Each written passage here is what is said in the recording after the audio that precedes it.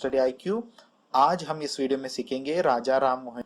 एक famous personality है ये हिस्ट्री की। इन्होंने क्या क्या डेवलपमेंट किया, ये क्यों इतने फेमस है, ये सभी हम इस वीडियो में कवर करेंगे। एसएससी सीजीएल में, यूपीएससी में और आरआरबी में इन पर क्वेश्चन आते हैं, तो ये एक इम्पोर्टेंट टॉपिक है। चलो तो हम इनके बारे में डिटेल में स्टडी करते हैं।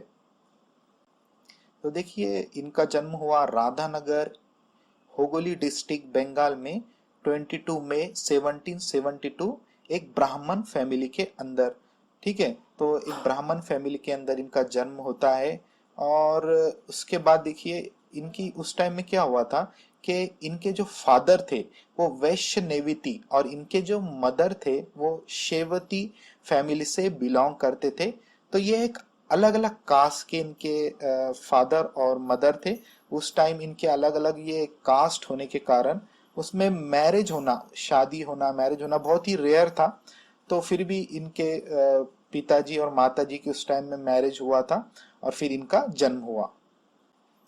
राजा Ram Mohan Roy, he is considered to be the father of modern India and maker of modern India.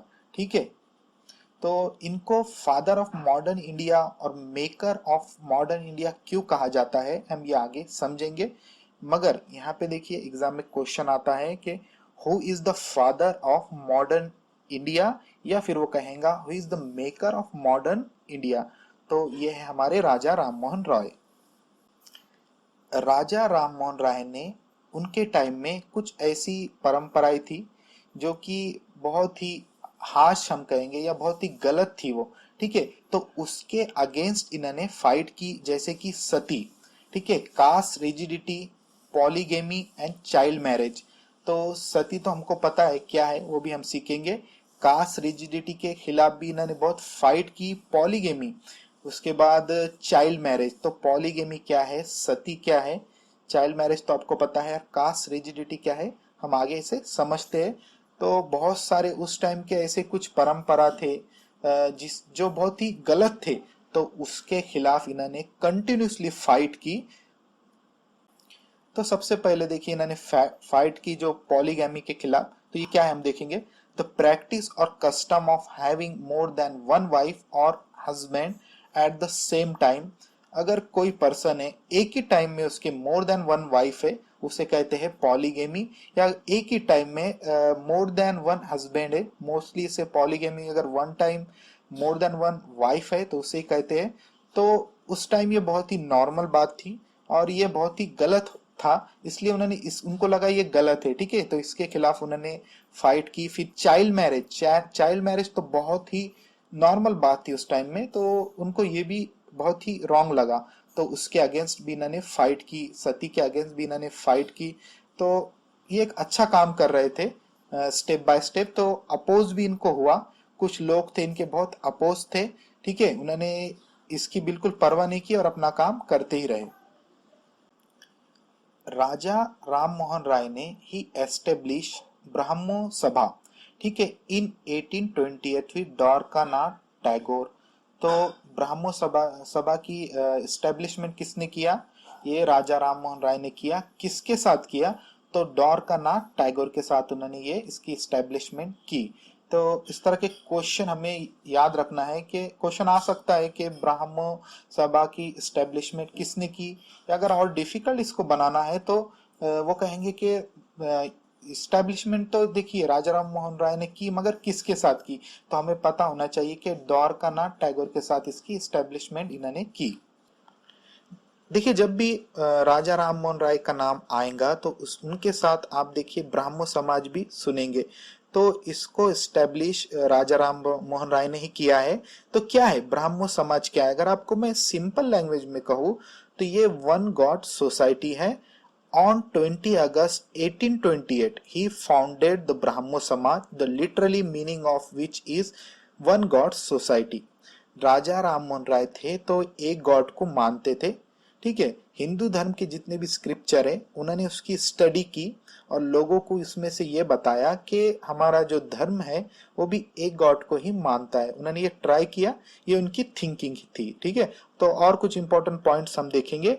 Raja Ram Mohan Roy did not believe in worshipping the images of God. उनके हिसाब से ये नहीं मानते थे कि जो इमेजेस होती है गॉड की उसकी वर्शिप करनी चाहिए। ठीक है, तो हमें थोड़ा ये अजीब लगेगा क्योंकि हम हिंदू धर्म में हम सब गॉड को मानते हैं, मगर ये उनकी सोच थी, या हम कहेंगे कि उन्होंने स्क्रिप्चर की स्टडी भी की और उसमें से लोगों को ये बताना भी चाहा। किसी ने माना और किसी ने इनको अपोज किया, तो किसने अपोज किया वो भी हम देखेंगे। तो देखिए, राजा राममोहन राय, तो monotheism was his main slogan. तो मोनोथिज्म क्या है? तो इनका मेन स्लोगन, इनकी जो पूरी सोच थी इस पर ही डिपेंड थी, उसको लेकर इन्होंने ब्राह्मो समाज बनाया, वन गॉड सोसाइटी। और मोनोथिज्म क्या है अब मैं आपको बताता हूं, तो आपको समझ में आएगा कि ब्राह्मो समाज बनन जैसी वन गॉड सोसाइटी का है, तो मोनोथिज्म ही उनका मेन एजेंडा था। देखिए, मोनोथिज्म मतलब वर्शिप ऑफ वन गॉड। जैसे मैंने कहा कि इन्होंने ब्राह्मो समाज का एस्टेब्लिशमेंट किया जो वन गॉड सोसाइटी को मानता था, तो सेम यही बात यहाँ भी बताई गई है कि वर्शिप ऑफ वन गॉड। तो मेन इनका एजेंडा यही था। और कुछ इंपॉर्टेंट पॉइंट्स ब्राह्मो समाज और राजा राम मोहन राय के बारे में। Agenda of Brahmo Samaj was to purify the Hinduism and to preach monotheism. ठीक है, तो ऐसा नहीं था कि ये हिंदू जो धर्म थे इसको नहीं मानते थे, इनको ऐसा लगता था कि हिंदू धर्म में कुछ ऐसी परंपरा है जो प्रॉपर नहीं है, जो इनह्यूमन है। ठीक है, तो उसके अगेंस्ट थे ये, और हिंदू धर्म को पूरी तरह से प्यूरिफाई करना चाहते थे। जैसे कि सती प्रथा को ये अपोज करते थे, चाइल्ड मैरिज को अपोज करते थे। आज के पीरियड में हमें अगर हम देखा जाए तो चाइल्ड मैरिज अगर कोई करता है तो हम उससे कहेंगे कि ये रॉन्ग है, ये गलत है। उस टाइम में ये प्रॉपर था। अगर कोई इसके अगेंस्ट बोलता था या आवाज उठाता तो सब उसके खिलाफ हो जाते थे। फिर भी उस टाइम में उन्होंने इसकी परवाह नहीं की और सती के खिलाफ, चाइल्ड मैरिज के खिलाफ कंटिन्यू इन्होंने फाइट की। तो वही बताया गया है कि agenda of Brahmo Samaj was to purify the Hinduism and to preach monotheism. Again Brahmo Samaj, जैसे मैंने कहा कि मोनोथिज्म को ये मानता था, वन गॉड को। देखिए point 2, did not want to establish new religion just to purify of the evil practices। Already मैंने कहा कि ये कोई नया धर्म लाना नहीं चाहते थे, ये हिंदू धर्म को मानते थे, मगर उसके अंदर उन्हें ऐसा लगता था कि कुछ चीजें चेंज होनी चाहिए कि बहुत गलत है, जैसे कि सती प्रथा, चाइल्ड मैरिज। इनकी जो फाइट थी इन चीजों के खिलाफ थी, ना कि हिंदू धर्म या हिंदू लोगों के खिलाफ। इसके बाद और इंपॉर्टेंट पॉइंट देखिए, he related Vedas and 5 Upanishads to prove ancient texts support monotheism। तो मैंने कहा कि देखिए इन्होंने क्या किया, ये बहुत ही विद्वान थे, इनको काफी लैंग्वेजेस आती थी, इन्होंने बहुत सारे वेदास रीड किए थे, उपनिषदास भी रीड किए थे। तो इन्होंने क्या किया, उसको ट्रांसलेट किया। ठीक है, और लोगों को ये बताना जरूरी समझा या बताया एक्सप्लेन करके कि देखिए हमारे जो वेदास है, उपनिषदास है, ये भी एंशियंट जो है हमारे जितने भी पुराने, ये भी सपोर्ट करते हैं मोनोथिज्म को। तो हमारे जो पवित्र धर्म है, सॉरी ग्रंथ है, तो उसके अंदर भी ये मोनोथिज्म को ही सपोर्ट किया गया है, बताया गया है। इन्होंने ये रीड करके और ट्रांसलेट करके लोगों को बताया। तो देखिए, हम जब भी कोई चेंजेस लाना चाहते हैं, अच्छे चेंजेस लाना चाहेंगे या कुछ चीजें बदलना चाहेंगे, तो उस टाइम अपोज होगा ही। आप कितने बड़े, कोई भी बड़ी पर्सनालिटी क्यों ना हो, तो इनको भी अपोज हुआ। इनके अपोज में राजा, देखिए राजा राधाकांत देव, ठीक है, तो उस टाइम ये इनके बहुत, इन्होंने अपोज किया इनकी थिंकिंग को, राजा राम मोहन राय के। और हु ऑर्गेनाइज धर्म सभा टू काउंटर ब्राह्मो समाज। ठीक है, ब्राह्मो समाज के खिलाफ इन्होंने धर्म सभा चलाई। अब इस धर्म सभा में ऐसे लोग थे जो राजा राम मोहन राय के जो उनकी सोच थी उसके बिल्कुल खिलाफ थे। जैसे कि राजा राम मोहन राय क्या करते थे, वन गॉड को मानते थे। इन्होंने उपनिषदा से भी ये प्रूव करके लोगों को बताना चाहा कि भाई देखिए, एक ही गॉड, हमारे जो धर्म है वो भी एक ही गॉड है, ये बताते हैं। तो इनके बीच में कंटिन्यू देखिए मतभेद होता ही रहा। तो ये भी हमको पता होना चाहिए कि कौन इनके अगेंस्ट थे उस टाइम में, और उन्होंने कौन सी ऑर्गेनाइजेशन को स्टेब्लिश किया था धर्म सभा, ठीक है। इसके बाद राजा राम मोहन का जो थिंकिंग थी, इन्होंने इसको और आगे बढ़ाना चाहा। इन्होंने इन 1814 में ही सेटअप आत्मी सभा, ठीक है, आत्मी सभा इन कलकत्ता। इन्होंने कैंपेजिंग किया अगेंस्ट, ठीक है, एडल्टरी, कास्ट रिजिडिटी और सोशल इल्स। तो इन्होंने इनका काम चालू ही रखा। ये अगेंस्ट थे। देखिए अब यहाँ पे देखिए एक नया वर्ड आया है, एडल्टरी, ठीक है।